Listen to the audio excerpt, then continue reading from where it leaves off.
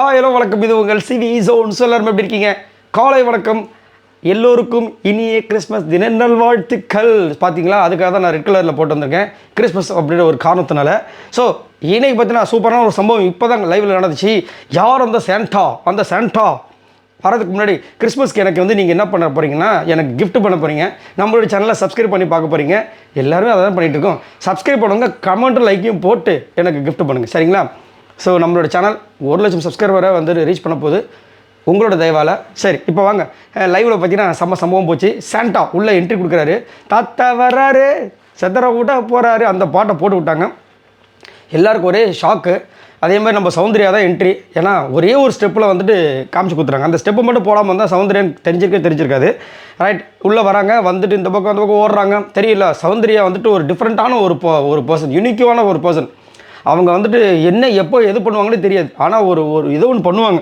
அந்த மாதிரி உள்ளே என்ட்ரி கொடுக்குறாங்க, சுற்றி ஓடுறாங்க, எல்லோரையும் ஓட விடுறாங்க. அதுக்கப்புறம் பார்த்தீங்கன்னா கம்பு எடுத்து எல்லோரும் பின்னாடி கிட்டே இருக்கு. ஏன்னா பொண்ணு இல்லை, அவங்க பாட்டு சாண்டா தாத்தா அப்படின்னு கடுப்பிச்சாங்க. என்ன பண்ணுறது? அதனால் வந்துட்டு கொம்பு எடுத்து இப்படி மிரட்டுறாங்க. அதுக்கப்புறம் உள்ளே வர்றாங்க, கன்ஃபர்ஷன் ரூமாண்ட போகிறாங்க. போங்கன்றாங்க, கை சைகை பேசினா கண்டுபிடிச்சிருவாங்கன்ட்டு. ஏன்னா யூனிக்கான வாய்ஸ் வேறு. அதுக்கப்புறமா பார்த்தீங்கன்னா அங்கே ஓப்பன் பண்ணால் டோர் ஓப்பன் ஆகலை, கன்ஃபர்ஷன் ரூமு.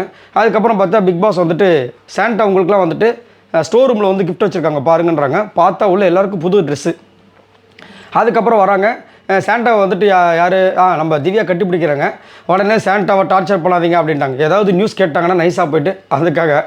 அதுக்கப்புறமா வந்துட்டு அவங்க அந்த பேக்கில் இருந்த சாக்லேட்ஸ்லாம் வந்துட்டு கொடுத்தாங்க. நடுவில் வந்து திரும்ப டான்ஸ் அந்த இதெல்லாம் நடந்துச்சு. விஜய் பார்வதி கூட செம்ம டான்ஸ் போட்டாங்க. அதுக்கப்புறம் கானா வினோத் கூட டான்ஸ் போட்டாங்க. அந்த உச்சி கறி வாடு அதில் இந்த நடுவில் வந்து குச்சி வச்சு ஆடுவாங்களே அந்த மாதிரி வந்துட்டு போட்டாங்க.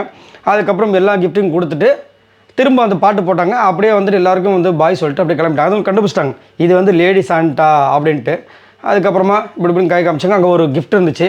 இந்த நிறைய கிஃப்ட்லாம் வச்சுருப்பாங்க, நம்ம ட்ரீ மாதிரிலாம் செட் பண்ணி அந்த கிஃப்டான ஒரு கிஃப்ட்டை தூக்குறது ஓடுறதுக்கு பார்த்தாங்க. சபரி விடலை. அதுக்கப்புறம் கடைசியாக வந்து அதை கொடுத்து அனுப்பிச்சி விட்டாங்க.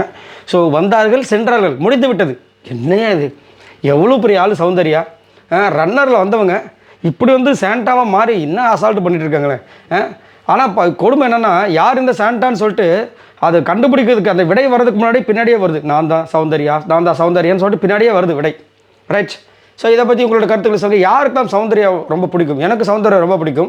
ஒரு சில நேரங்களில் இந்த கேம் பார்த்தீங்கன்னா அநியாயம் பண்ணுவாங்க. உங்களுக்கு சௌந்தர்யா எவ்வளோ பிடிக்கும் அப்படின்றத மறக்காம கீழே கமெண்ட்ஸ் பண்ணுங்கள். ஆனால் அந்த லாஸ்ட் அந்த ஃபைனல் ஸ்டேஜில் சௌந்தர்யா சூப்பராக வார்த்தைகள் சொல்லியிருப்பாங்க. நம்மளுக்குலாம் டச்சபிளான ஒரு வார்த்தை ஞாபகம் இருந்துச்சுன்னா மறக்காம கீழே கமெண்ட்ஸ் பண்ணுங்கள். பாய் நண்பர்களே.